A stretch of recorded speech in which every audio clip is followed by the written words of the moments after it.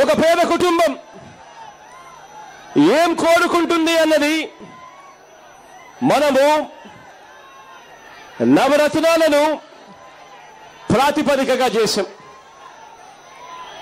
ఆ నవరత్నాలతో పాటు అదనంగా మనం బీసీలకు వారి వారి వృత్తుల దృష్ట్యా వారి వారి చిన్న చిన్న పెట్టుబడులతో కూడిన రిస్క్తో కూడిన ఇబ్బందుల దృష్ట్యా మనం వారికి అదనంగా ఏం చేయాలి, అదనంగా ఏం చేస్తే బాగుంటుంది అన్నది వివరించడానికే ఈ బీసీల గర్జన. ఇది చెప్పే ముందు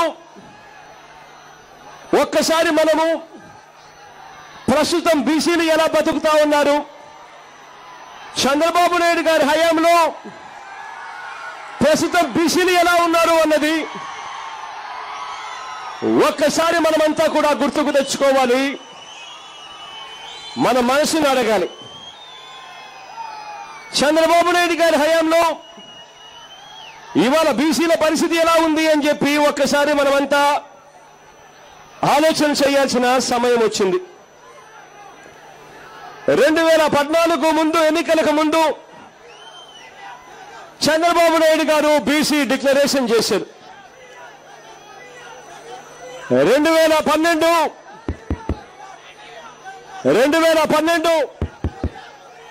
జూలై మాసంలో చంద్రబాబు నాయుడు గారు బీసీల డిక్లరేషన్ చేసి ఎన్నికల మేనిఫెస్టో తర్వాత ప్రవేశపెట్టాడు. చంద్రబాబు నాయుడు గారు ఎన్నికలకు ముందు 2014 ఎన్నికలకు ముందు తాను చేసిన బీసీ డిక్లరేషన్ కు దిక్కులేదు. 2014 ఎన్నికలు వచ్చేసరికి ఇలా చంద్రబాబు నాయుడు గారు నవ్వుతూ ఒక పోజ్ ఇచ్చాడు.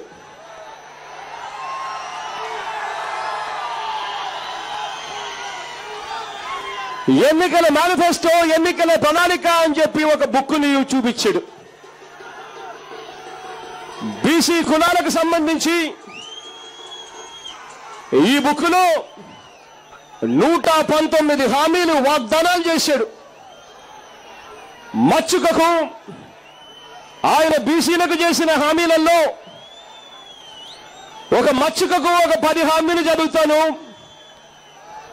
ఇది చంద్రబాబు నాయుడు గారు చేసిన ఎన్నికల ప్రణాళికలు చేసిన హామీలు. పేద పిల్లలకు కేజీ నుంచి పీజీ వరకు ఉచిత విద్య,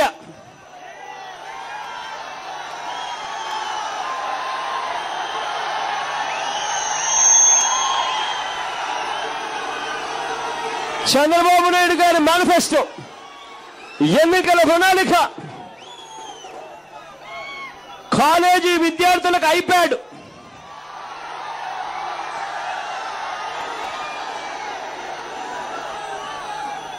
కేజీ నుంచి పీజీ వరకు ఉచిత విద్య అంటే సరిపోదు అని కాలేజీ విద్యార్థులకు ఐప్యాడ్ అట.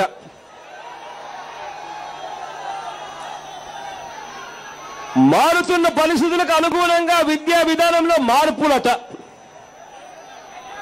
ఇదే పెద్ద మనిషి చంద్రబాబు నాయుడు గారు చేసిన ఇంకా మరికొన్ని హామీలు. 10,000 కోట్లతో ప్రత్యేక బడ్జెట్ కేటాయింపు అమలు చేస్తా. ప్రతి సంవత్సరం 10,000 కోట్లట ప్రత్యేక బడ్జెట్ కేటాయింపులు అమలు చేస్తాం. బీసీ సప్లాన్ ప్రవేశపెట్టి అమలుకు చట్టం చేస్తాం.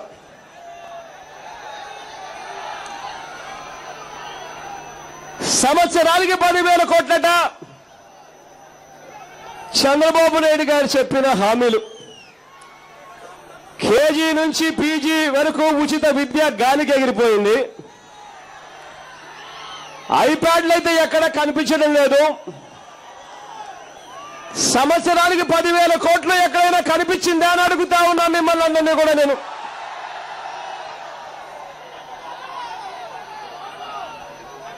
బీసీ సప్లాన్ ప్రవేశపెట్టి అమలుకు చట్టం చేస్తాడట.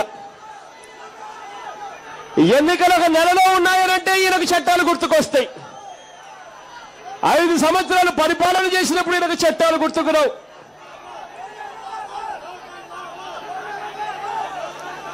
ఇదే పెద్ద మనిషి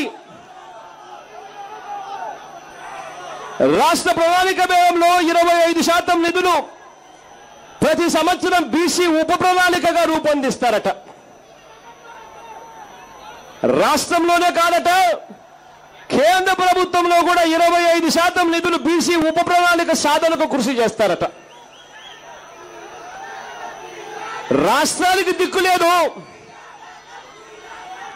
సప్లాన్ దిక్కు లేదు, 25% నిధులు కదా దిక్కు లేదు. ఇక కేంద్రంలో కూడా ఈ మనిషి చక్రం తిప్పి అక్కడ కూడా అమలు చేస్తారట.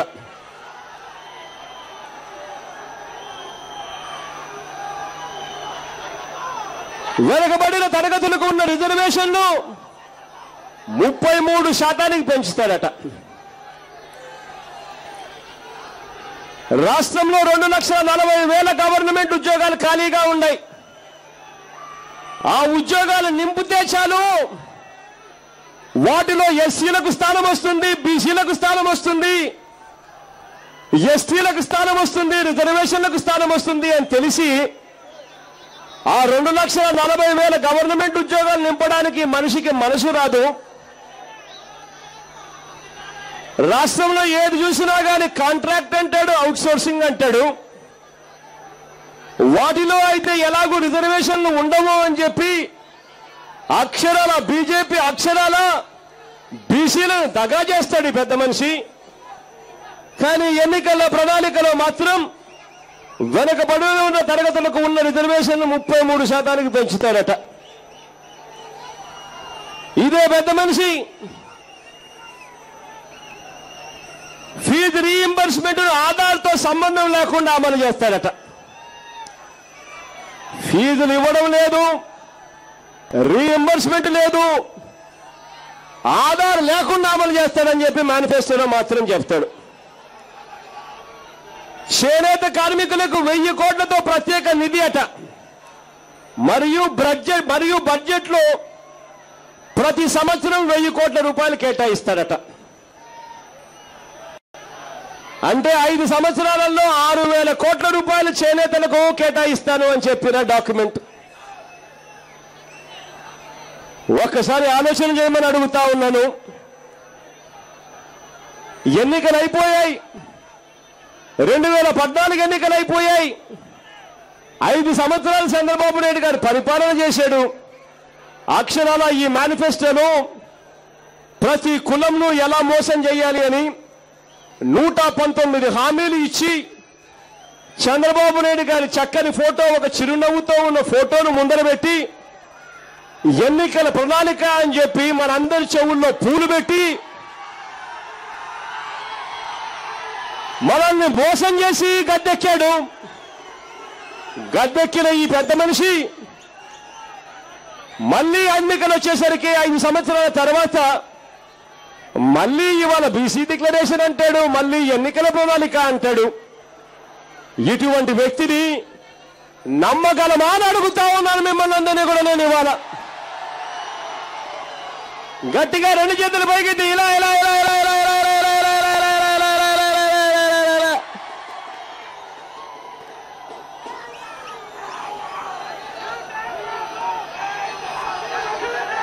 ఏటా 10,000 కోట్లు, ఏటా 10,000 కోట్ల రూపాయలు చొప్పున 5 సంవత్సరాలలో అక్షరాల 50,000 కోట్ల రూపాయలు ఇస్తానన్నాడు ఈ పెద్ద మనిషి బీసీల అభివృద్ధి కొరకు. ఇవాళ ఒక్కసారి నేను చదువుతా, ఈ 5 సంవత్సరాలలో బీసీల అభివృద్ధి కొరకు, బీసీ వెల్ఫేర్ కొరకు ఈ పెద్ద మనిషి చంద్రబాబు నాయుడు గారు, ఈ పేపర్ పూర్తిగా చంద్రబాబు నాయుడు గారు ప్రభుత్వం అధికారంలో ఉన్న పేపరు. ఆయన అధికారంలో ఉండి ఖర్చు చేసిన బీసీ వెల్ఫేర్ కు సంబంధించిన అమౌంట్లు సాక్షాత్తు వాళ్ళ రికార్డులలో నుంచే నేను తీస్తున్నా. 2014-15 ఈ పెద్ద మనిషి ఇచ్చింది 1740, ఖర్చు చేసింది 2015-16 ఈ పెద్ద మనిషి ఖర్చు చేసింది 2700 కోట్లు. 2016-17 ఈ పెద్ద మనిషి ఖర్చు చేసింది 4400 కోట్లు. 2017-18 ఈ పెద్ద మనిషి ఖర్చు చేసింది 4900 కోట్లు. 2018-19 ఈ పెద్ద మనిషి ఖర్చు చేసింది అక్షరాల 4730 కోట్లు. మొత్తం కలిపితే 50,000 కోట్ల రూపాయలు ఇస్తాను అని చెప్పిన ఈ పెద్ద మనిషి మొత్తం కలిపితే 18,000 కోట్ల రూపాయలు కూడా సరిగ్గా ఇవ్వని పరిస్థితి ఇవాళ 5 సంవత్సరాల్లో కనిపిస్తా ఉంది.